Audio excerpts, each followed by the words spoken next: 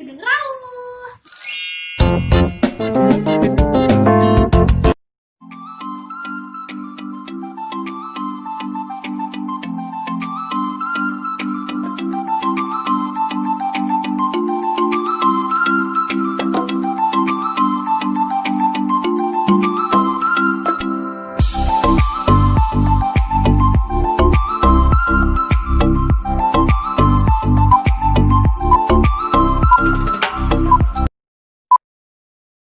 Aku tahu kalian setelah melihat thumbnail dan judul video ini pasti udah tahu aku bakal ngomongin apa. Betul banget, aku bakal membicarakan tentang jerawat. Oke, yakin 99% dari teman-teman ini udah tahu, gak asing dan udah tahu bentuknya tuh kayak gimana, gitu kan? Atau bahkan sudah pernah mengalami. Jadi jerawat itu memang sebuah kondisi kulit yang paling umum terjadi pada remaja. Sekitar 15-30 dari 100 remaja itu mengalami jerawat tingkat sedang hingga parah. Ya benar banget, jerawat itu dibagi menjadi 3 menurut tingkat keparahannya. Dari yang ringan, sedang, sampai dengan parah. Sebenarnya jerawat itu apa sih? Jerawat itu merupakan suatu kelainan dari unit pilosebaceus yang menyebabkan sebuah lesi. Lesinya bisa inflamasi. Lesi inflamasi seperti apa? Yaitu ketika dapat diamati sebuah benjolan kecil atau benjolan kecil itu berisi nanah, gitu kan. Kalau lesi non-inflamasi, itu contohnya adalah komedo. Komedo ada 2, yang terbuka sama tertutup. Kalau komedo terbuka, biasanya berwarna hitam. Kenapa? Karena dia sudah terkontaminasi dengan udara atau gas di permukaan kulit, gitu kan. Nah, terus lesi inflamasi, non-inflamasi, atau bisa juga merupakan sebuah kondisi kulit yang menunjukkan sebuah jaringan parut. Jaringan parut itu merupakan jaringan fibrosis yang menggantikan kulit setelah luka, gitu kan. Nah, jerawat ini sifatnya adalah kronis dan bisa sembuh sendiri. Tapi tetap melihat tingkat keparahannya ya. Apa aja sih yang bisa menyebabkan atau menjadikan seseorang itu menjadi lebih besar risikonya mengalami jerawat? Yang pertama adalah obat-obatan seperti lithium, steroid, atau antikonvulsan. Nah, yang kedua adalah paparan sinar matahari yang berlebih. Yang ketiga adalah penggunaan pakaian yang oklusif, sehingga mungkin pakaian itu tuh bisa menyebabkan iritasi pada kulit kita. Terus yang keempat itu adalah gangguan endokrin. Nanti kita bakal tahu kenapa gangguan endokrin ini berperan penting pada timbulnya jerawat. Kemudian yang kelima adalah genetik. Nah, jadi kita semua kembali kepada genetik. Genetik itu kan setiap orang memiliki genetik yang berbeda-beda.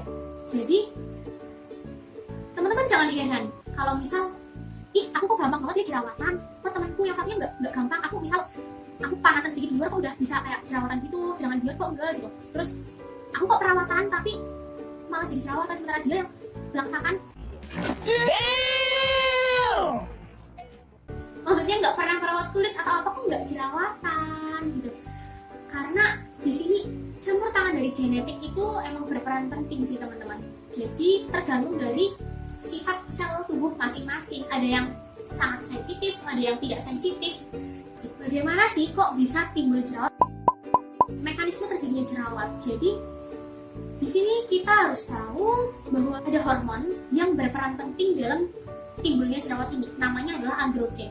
Androgen itu apa sih? Androgen itu adalah hormon seks pada laki-laki yang diproduksi berlebih saat dia sudah menginjak masa pubertas. Sebenarnya kalau pada perempuan itu juga ada hormon androgen. Hormon androgen ini kenapa bisa disebut sebagai sesuatu yang berpengaruh untuk jerawat? Karena dia fungsinya itu untuk merangsang produksi minyak atau sebum melalui reseptor androgen yang ada di kelenjar sebaceus. Nah, kelenjar sebaceus ini kan kelenjar minyak. Kelenjar minyak ini ada di kulit kita ya teman-teman.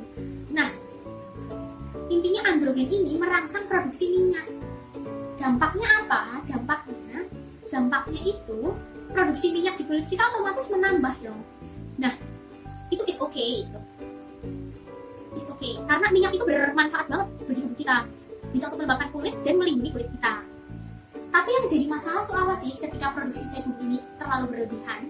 Yang jadi masalah itu ketika ada yang menghambat pengeluaran dari minyak ini. Gitu. kalau dia terhambat pengeluarannya, misalnya oleh sel kulit, ya, oleh sel kulit mati maksud saya, oleh sel kulit mati kan pengeluarannya terhambat, sehingga bisa menumpuk dong kalau terhambat. Dia dikeluarin terus, tapi pengeluarannya nggak lancar karena ada yang menghalangi. Jadi terjadilah penumpukan sebum di kulit kita, di kelenjar minyak. Nah, penumpukan ini bisa menyebabkan yang namanya hiperproliferasi dari folikel epidermis. Intinya folikelnya tuh jadi kayak bertambah banyak gitu. Alhasil dapat timbul yang namanya komedo. Komedo di situ berkembang. Setelah itu bisa terjadi yang namanya peradangan. Karena folikelnya tuh membengkak. Folikel yang tadi berproliferasi itu membengkak. Setelah membengkak, dia kayak nggak tahan gitu, pecah melepaskan bahan kimia proinflamasi ke dalam dermis. Proinflamasi itu berarti yang mendukung peradangan gitu ya, bahan kimia itu. Nah, peradangan biasanya kan ditandai dengan pembengkakan, dengan warna merah, atau dengan nyeri. Nah, kenapa juga pada sebagian besar jerawat itu warnanya bisa merah? Itu karena adanya inflamasi gitu. Nah, setelah inflamasi itu timbullah suatu keadaan kulit yang dinamakan sebagai jerawat. Oke, apa sih yang bisa menyebabkan jerawat itu semakin parah? Yang pertama adalah makanan dengan angka glikemik yang tinggi. Contohnya itu produk susu yang juga mengandung hormon, atau bisa juga junk food atau coklat, ya kan? Nah, tapi sebenarnya diet ini dalam beberapa penelitian itu masih belum menemukan hubungan antara diet dengan timbulnya jerawat. Ya, kebanyakan penelitian itu belum menemukan hubungannya gitu kan. Nah, selain diet tuh apa yang kedua adalah kosmetik yang berbahan dasar minyak. Jadi berkaitan juga dengan tadi yang udah aku jelasin prosesnya, dengan produksi minyak berlebihan itu bisa terhalang pengeluarannya sehingga terjadi penumpukan, inflamasi. Ini sama halnya dengan kosmetik yang berbahan dasar minyak. Mungkin kalau berlebihan itu bisa menimbulkan efek yang kurang baik bagi kulit kita ya. Kemudian yang kedua itu pramenstruasi. Kenapa? Karena siklus menstruasi termasuk pramenstruasi ini itu kan cenderung hormonnya itu naik turun.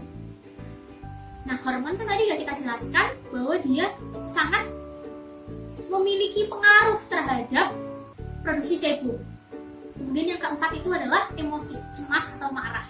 Itu bisa menyebabkan perubahan hormon juga dalam tubuh kita. Ininya gitu ya guys. Untuk pengobatannya gimana?